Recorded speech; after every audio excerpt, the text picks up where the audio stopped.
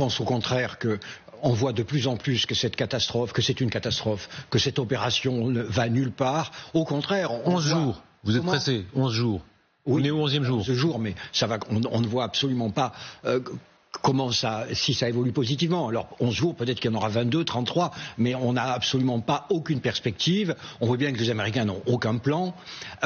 Et donc on voit au contraire les Européens sortir du bois les uns après les autres. C'est-à-dire au début, il n'y avait que le Premier ministre espagnol, auquel je rends hommage ici, qui le premier a dit c'est une opération illégale et absurde. Et on voit maintenant, la France est venue, la Suisse, votre Suisse elle-même en est venue, l'Italie en est venu. Donc on voit au contraire un mouvement où, à part l'Allemagne, la plupart des pays européens admettent ce qu'ils auraient dû admettre il y a un certain temps, c'est une opération qui ne conduit nulle part. Je voudrais aussi souligner que ce à quoi nous assistons, c'est quand même la mort d'une région.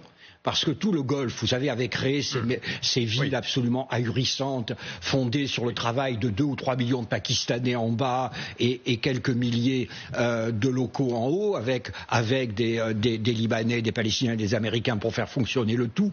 Bien là, ça va être difficile pour relancer toute cette économie. Abu Dhabi, Dubaï, Qatar, Doha, etc. Ça va être difficile de faire revenir les gens dans ces villes.